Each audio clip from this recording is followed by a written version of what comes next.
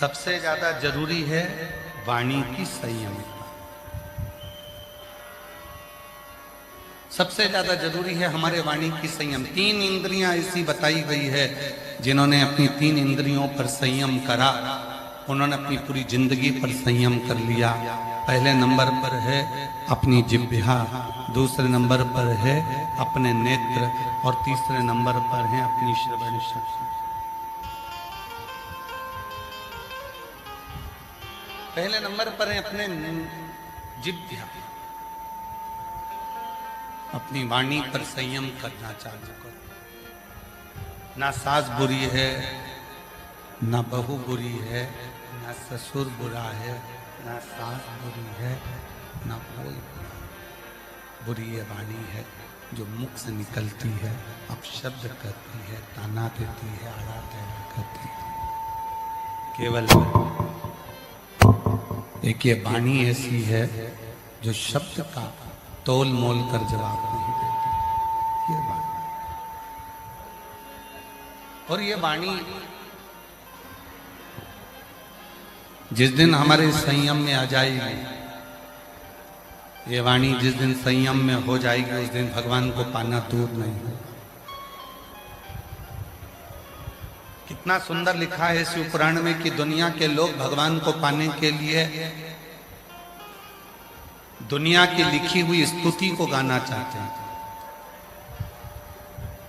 प्रत्येक संसार के जितने भी संत हैं, महात्मा हैं, जितने कथाकार हैं, जितने योगी, जितने सन्यासी, जितने तपस्वी, जितने साधक, जितने उपासक, सब आपसे निवेदन करेंगे कि ये वाली स्तुति पढ़ो, ये वाला स्तोत्र पढ़ो, ये वाला पाठ करो, ये वाला पाठ करो। और शिव पुराण क्या कहती है, वेद व्यास जी क्या कहते हैं, तुमरुका जी क्या कहते हैं। तुमरुका जी चंचुला देवी से कहते हैं, चंचुला देवी, तुम्हें अगर कोई स्तोत्र नहीं आता, तुम्हें कोई स्तुति नहीं आती, तुम्हें कोई मंत्र नहीं आता, तुम्हें कोई साधना नहीं आती, तुम्हें कोई पूजन नहीं आती, तो तुम अपने दिल से, अपने भाव से, अपने मन से तुम भगवान को जो कहकर पुकारोगे, तुम्हारा भगवान उसी समय पर तुम्हारे सामने प्रकट हो जाए।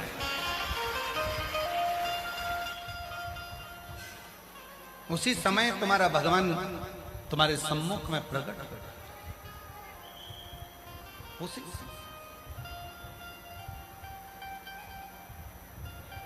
हम क्या कर रहे हैं, दुनिया के लोग क्या करते हैं, जो स्तुति दुनिया ने लिखी है वही स्तुति को गाने का प्रयास करते हैं। जो स्तोत्र दुनिया ने लिखा है उसी स्तोत्र को गाने का प्रयास करते हैं।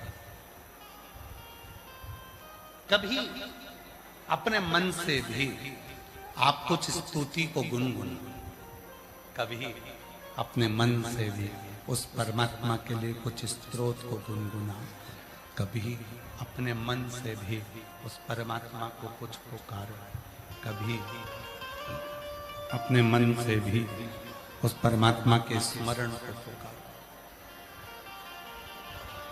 कुछ स्तुति, कुछ मंत्र, कुछ साधना, कुछ अपने भीतर के होना चाहिए। कुछ स्तुति अपने भीतर की होना चाहिए, कुछ मंत्र अपने भीतर के होना चाहिए।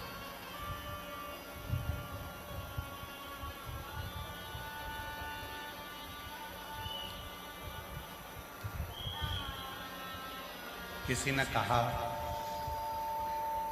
खूब अच्छे अच्छे पाठ करो, भगवान मिल जाए। किसी ने कहा खूब अच्छी अच्छी स्तुति पढ़ो, परमात्मा मिल जाएगा।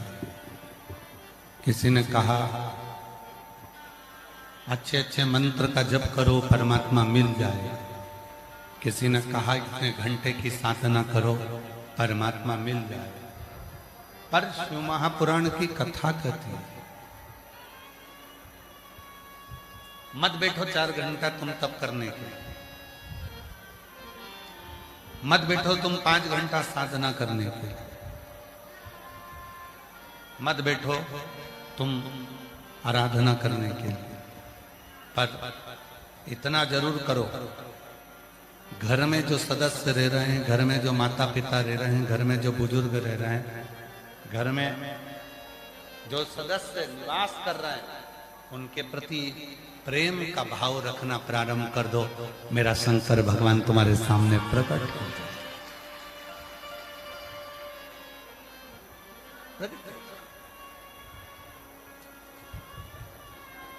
कभी विचार करा आप लोगों ने कि आप और हम अपनी जिंदगी को कितनी झूठ की जिंदगी जी रहे हैं? यहाँ जितने कथा को श्रवण करने के लिए बैठे हैं और जितने फेसबुक यूट्यूब पर कथा सुन रहे हैं, जितने आस्था चैनल पर कथा सुन रहे हैं, जितने पुरुषोत्तम मास के महीने में ये 2 बजे से 5 बजे तक दुधनाल गांव से, महाराष्ट्र से जो कथा चल रही है, धाराशिव जिले से, इसको श्रवण कर अपने हृदय पर हाथ रखकर देखना आप कितना सत्य की जिंदगी जी रहे। आज का व्यक्ति कहने को तैयार हो जाता है घी नकली है, ये घी असली है, ये घी नकली है। आज का व्यक्ति कहता है ये सोना असली है, ये सोना नकली है। आज का व्यक्ति कहता है ये चांदी असली है, ये चांदी नकली है। आज का व्यक्ति कहता है ये प्योर कॉटन नहीं है, ये नकली है। आज का व्यक्ति कहता है चावल असली और नकली है। आज का व्यक्ति कहता है ये तेल नकली है, ये तेल असली है।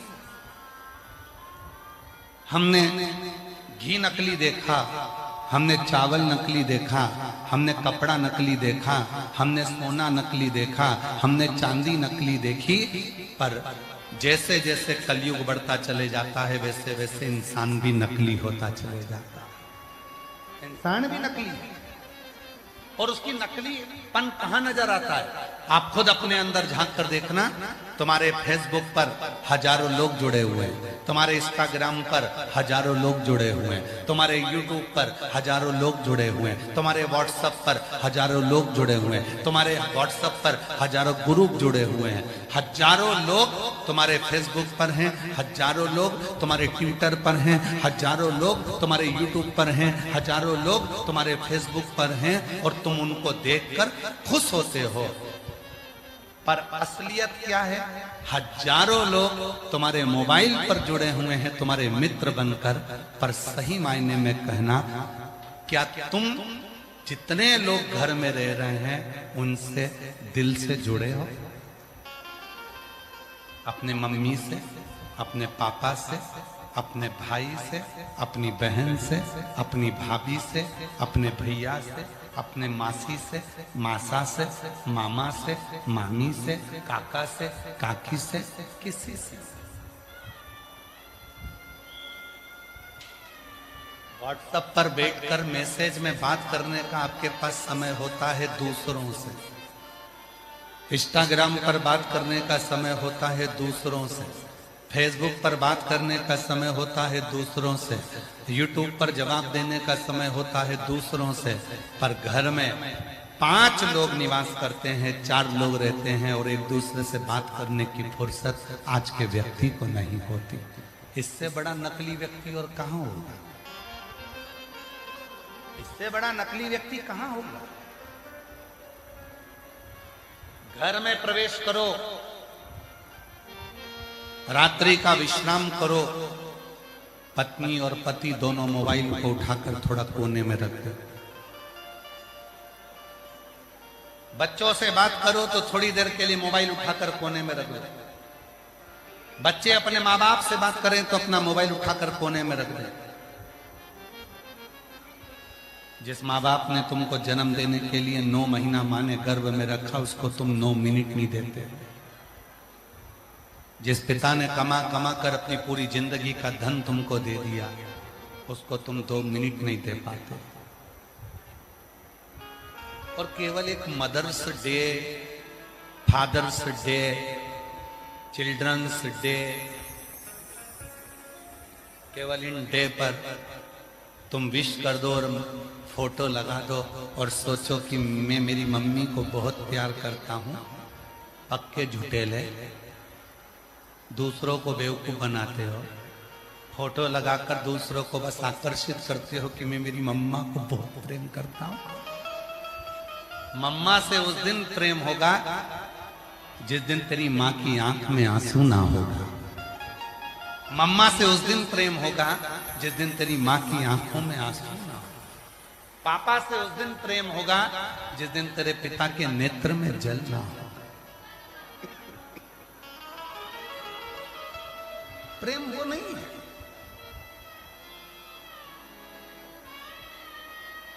प्रेम उसको नहीं कहा गया कि दिखावा कर दिया गया।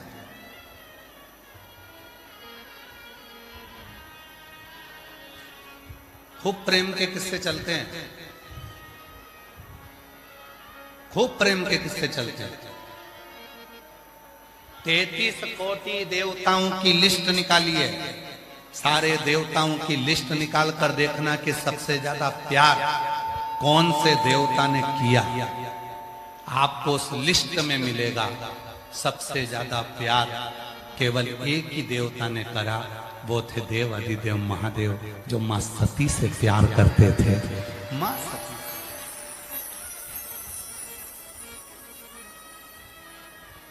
33 कोटि देवता में केवल एक देवता है देव अधिदेव महादेव, जो मां सती से प्रेम करते थे।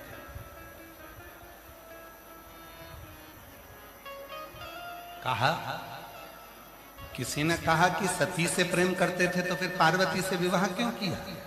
प्रसंग को उठाइएगा। शिव महापुराण के उमा खंड को उठाकर गीता प्रेस गोरखपुर की शिव पुराण लेकर आओ। उस शिव पुराण को घर में पढ़ो और पढ़कर देखना कहीं सीवर वाला बाबा कहीं झूठ तो नहीं बोल दिया। इसलिए पढ़ना जरूरी है, अध्ययन करना जरूरी है। कि सीवर वाला महाराज कथा बाजता है तो हम पढ़ें कि उसने सही बोला कि झूठ बोला। शिव महापुराण की उमा सहिता कहती है, किसी ने प्रश्न करा कि शिवजी जब सती से प्रेम करते थे, शंकर भगवान जब सती को स्नेह करते थे, तो पार्वती से विवाह क्यों करा? जरा प्रसंग उठाकर देखिए।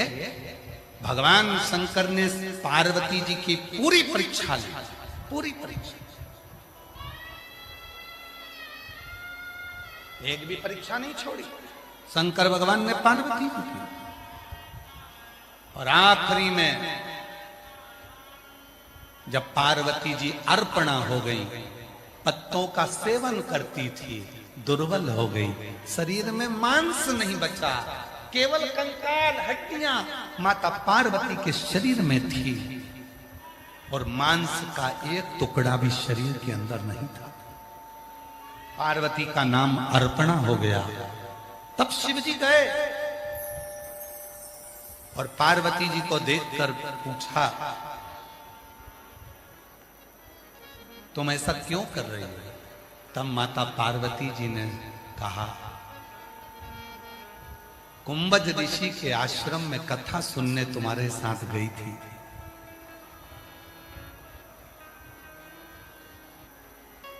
अपने पिता के मुख से आपकी निंदा सुन ली थी, इसलिए शरीर को मैंने जलाकर भस्म कर दिया था। शंकर जी ने समझ लिया कि मेरी सती पार्वती बनकर आ गई है, तब उसको स्वीकार किया, तब उसको अपना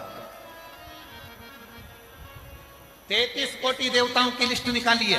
कोई कहता है ये भगवान का इनसे प्रेम था, इनका अधिक प्रेम था, कोई ने कहा इनका अधिक प्रेम था, कोई ने कहा इनका अधिक प्रेम था। 33 कोटि देवताओं की लिस्ट निकाल कर देखिए, केवल एक देवता है देव अधिदेव महादेव, जिन्होंने अपनी सती से इतना प्रेम करा कि सती प्राणों को छोड़कर भी चली गई तो माता सती के शरीर के भस्म को अपने तन पर धारण कर लिया।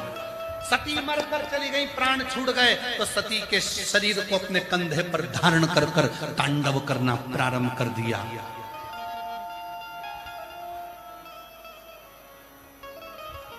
सती चली गई तो उसके शरीर के मुंड की माला अपने गले में धारण करना प्रारंभ कर दिया। सती के जाने के बाद अब तुम्हारी लिस्ट निकालो, तुम्हारे मोहल्ले में देखो, तुम्हारी कॉलोनी में देखो, तुम्हारी सोसाइटी में देखो, तुम्हारे रिश्तेदारों में देखो, जिनकी पत्नी चली गई वो फेसबुक पे दूसरी ढूंढ रहे हैं।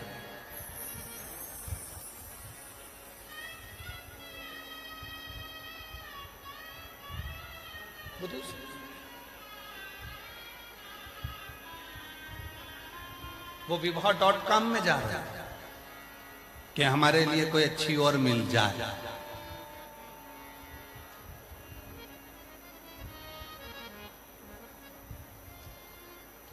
कहाँ गया वो रिश्ता, कहाँ गया।